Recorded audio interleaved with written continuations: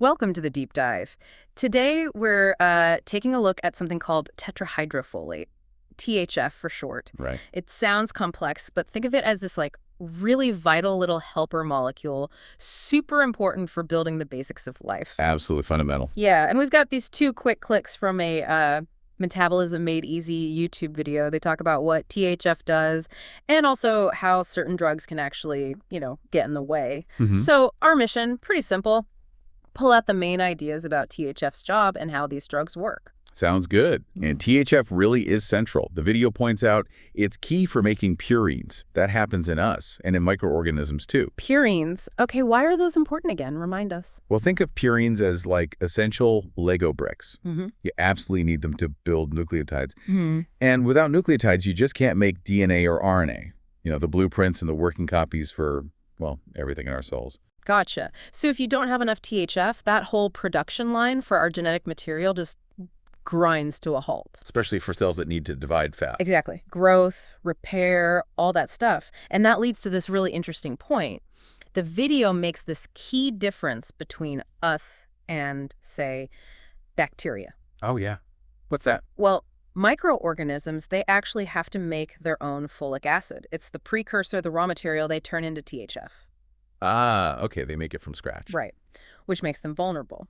There are drugs, sulfonamides, that target a specific enzyme, only they have dihydropterosynthetase. Dihydropterosynthetase. Yeah, Okay. bit of a mouthful. But basically, these drugs block that enzyme, and boom, the microbes can't make folic acid anymore. So no folic acid means? No THF. It shuts down their whole pathway right at the start. Clever, but for us it's different because we get folic acid from food. Exactly. We eat it in leafy greens, fortified foods, so we don't have that enzyme the sulfonamides hit. Oh, right. But we do have our own crucial enzyme. It's called dihydrofolate reductase.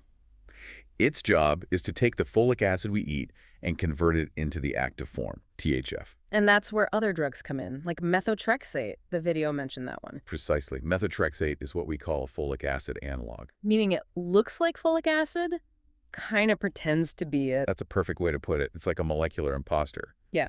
It looks similar enough to folic acid that it can actually bind to our dihydrofolate reductase enzyme. Okay. And it just sits there. It's a competitive inhibitor. It blocks the real folic acid from getting in and being converted. So no THF production for us either if you take methotrexate. Wow. Okay, so different drugs, different targets. Sulfonamides for the microbe's unique pathway. Methotrexate for our conversion step. Exactly. And there's another one mentioned, trimethoprim. Right, trimethoprim. What's its story? It also inhibits dihydrofolate reductase like methotrexate. But, and this is the really neat part, it's much, much better at inhibiting the bacterial version of the enzyme than our human one. Oh, so it's selective. Highly selective. It's like having a key that fits the bacterial lock really well, but barely turns in our human lock. So you can target the bacteria without harming our own cells nearly as much. That's really smart drug design. Okay, so we need THF, microbes need THF. What happens to us if, we don't have enough low folic acid or problems with THF? Yeah, the video touches on that. If we connect it back to needing THF for DNA and RNA, well, a deficiency in adults often leads to something called megaloblastic anemia. Megaloblastic anemia sounds serious. It is. And you also often see a buildup of this substance called homocysteine in the blood homocystinemia. Why anemia, though? What's the link between THF and blood cells specifically? Well, think about which cells divide the fastest in our body.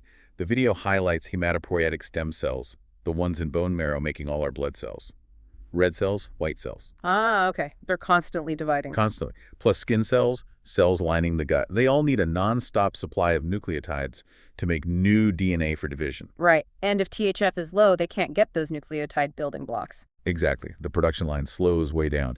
And red blood cells are particularly sensitive. They really rely on having enough purines and nucleotides to mature properly. So without enough THF? They don't mature correctly. You end up with these large, immature red blood cells. It's the megaloblastic part of megaloblastic anemia. Okay, that all clips together now. Yeah. So the big picture is THF is absolutely critical for making DNA and RNA building blocks. Super important for any cells multiplying quickly. Mm-hmm. And we've figured out ways to target this pathway, either hitting microbes where they're different or sometimes carefully targeting our own pathway with drugs like methotrexate. You've got it. That's the essence. And, it leaves you thinking, given how many different types of cells need to divide rapidly, Yeah. what other systems or processes in the body, maybe ones not even mentioned in the clips, could be subtly affected if this fundamental THF pathway gets messed up, beyond just blood cells in the gut lining? Something to chew on.